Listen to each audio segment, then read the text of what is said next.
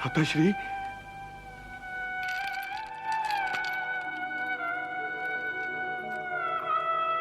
अभिमन्यु का स्थान रिक्त क्यों है भ्राताश्री?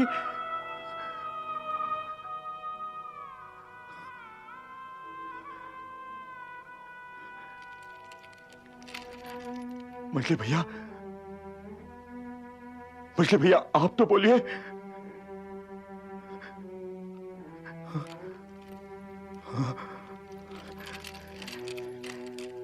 नकुल,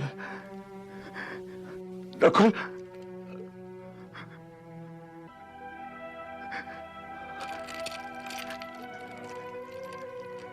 सहदेव, सहदेव, तुम तो बोलो सहदेव, बोलो मेरे अभिमन्यु का स्थान रिक्त क्यों है?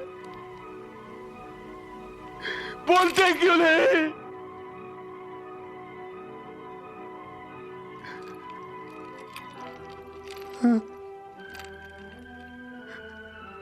मेरे प्रश्न का उत्तर आप लोग नहीं देंगे। मेरे प्रश्न का उत्तर उत्तरा देगी, उत्तरा देगी मेरे प्रश्न का उत्तर। केशव, केशव मेरा अभिमन्यु। हाँ पार्थ, पार्थ, हम क्षत्रियों के जीवन के आरंभ और अंत के बीच शस्त्रों के अतिरिक्त और कुछ होता ही नहीं। हमारी मृत्यु तो हमारे पगचिन्ह देखती हुई हमारे पीछे पीछे चलती है। रणभूमि में तो मृत्यु के अतिरिक्त हमारे साथ और कोई नहीं होता ना पार्थ। और जो भागना नहीं जानते पार्थ, उन्हें किसी न किसी युद्ध में वीर गति को प्राप्त होना ही पड़ता है।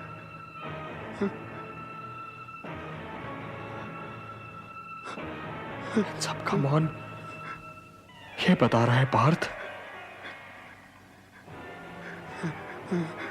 कि हमारा अभिमन्यु वीर गति को प्राप्त हुआ है।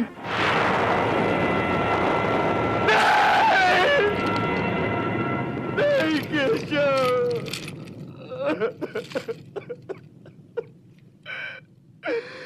नहीं, नहीं केशव,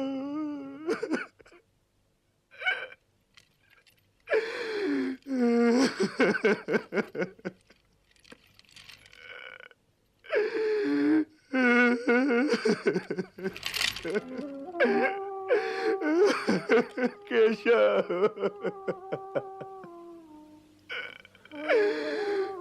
केशव मेरा अभिमन्यु।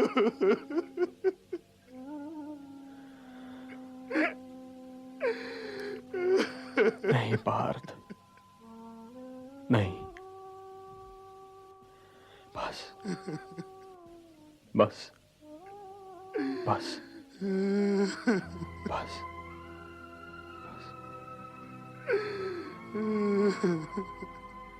यदि तुम ही इस शोक के बोझ से टूट गए पार्थ, तो ये वीर अभिमन्यु की मृत्यु का अपमान होगा ना? उसकी वीरता का घोर अपमान होगा ना पार्थ?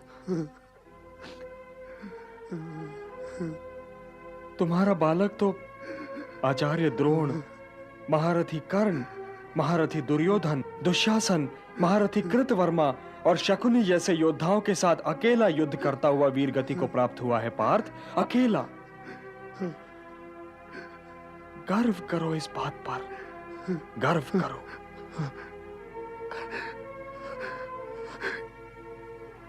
किंतु केशव, इस पांडव शिविर के महारथी क्या ये नहीं जानते थे कि मेरा अभिमन्यु चक्रव्यूह से निकलना नहीं चाहता था? केशव, नहीं जानता था। हम ये जानते थे अनुज।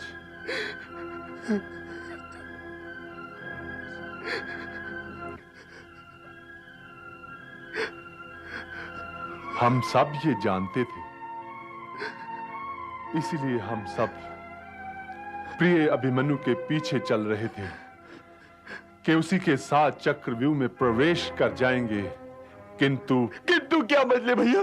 किंतु सिंधु नरेश जयद्रथ ने अकेले ही हम सबको रोक लिया भैया।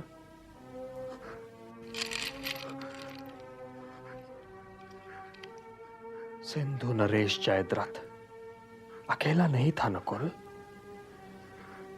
उसके साथ महादेव का वरदान था।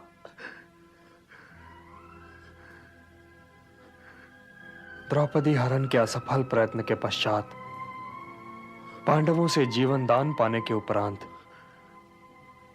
जयद्रथ ने महादेव की घोर तपस्या की थी और उनसे यह वरदान पाया था कि एक युद्ध में वो एक दिन पार्थ के अतिरिक्त चारों भाइयों पर भारी पड़ेगा। आज का दिन उसी वरदान का दिन था पार्थ, इसलिए आज जयद्रथ को कोई पराजित कर ही नहीं सकता था। जयद्रथ,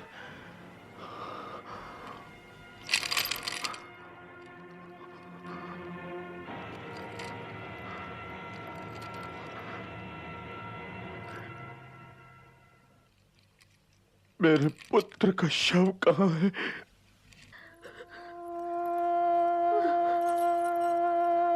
उठिए आर्यपुत्र, आप ऐसे तो कभी नहीं सोए। माताएं पास बैठी हैं और आप सो रहे हैं। अपने प्यार का परिणाम देखा अपने माताश्री। अब ये जागे तो इन्हें घुड़काइएगा।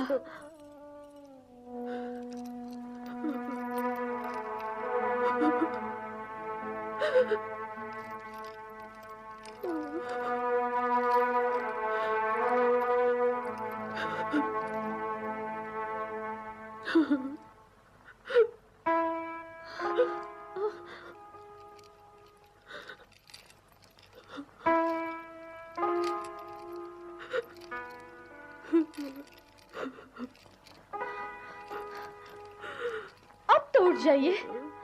देखिए, परिवार के सभी बड़े एकत्र हैं और आप इस प्रकार सोए रहिएगा तो लोग क्या कहेंगे? देखिए पिताश्री, ये उठते ही नहीं। क्यों नहीं उठते? क्यों नहीं उठते?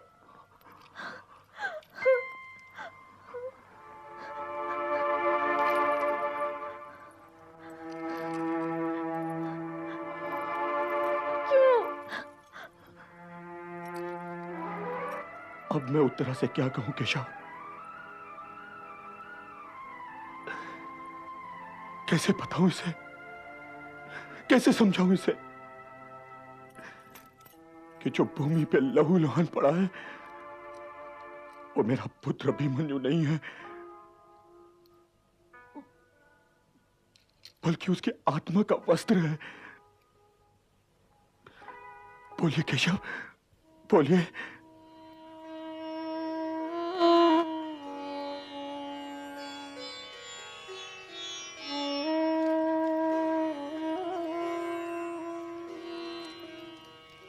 धन्य है इस महावीर के माता पिता, धन्य है इस बालक की विधवा,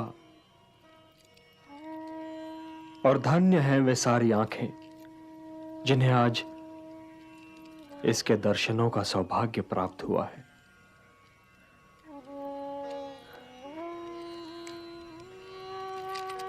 उठो पुत्री, उठो और क्षत्रानियों की भांति विदा करो इस महावीर को, जो समय के दूसरे छोर तक युवा पीढ़ी के लिए एक दृष्टांत बनकर रह जाएगा।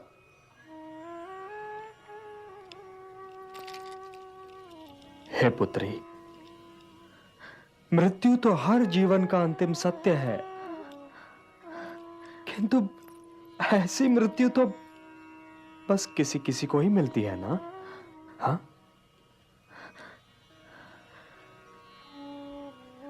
आज ये उन योद्धाओं के साथ अकेला लड़ा है जिनसे तो सेनाएं तक नहीं लड़ सकती। आज संसार का हर योद्धा अपने जीवन से मेरे वत्स अभिमन्यु की मृत्यु बदलने पर तैयार हो जाएगा पुत्री।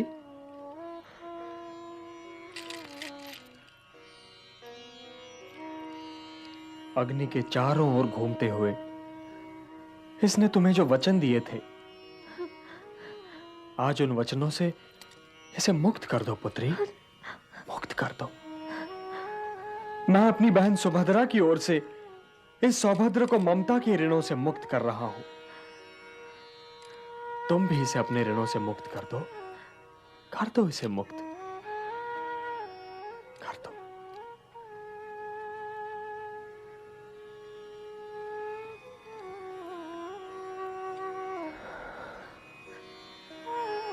पार्थ, अभिमन्यु को उसके अंतिम यात्रा के लिए तैयार करो।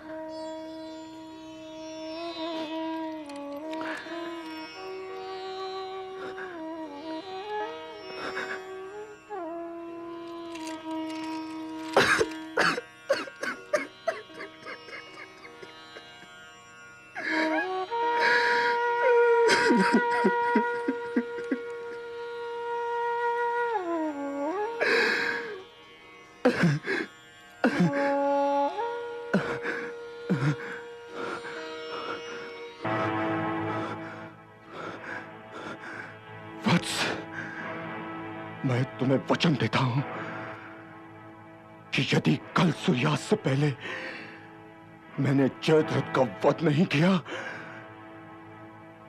तो मैं अग्नि समाधि ले लूंगा।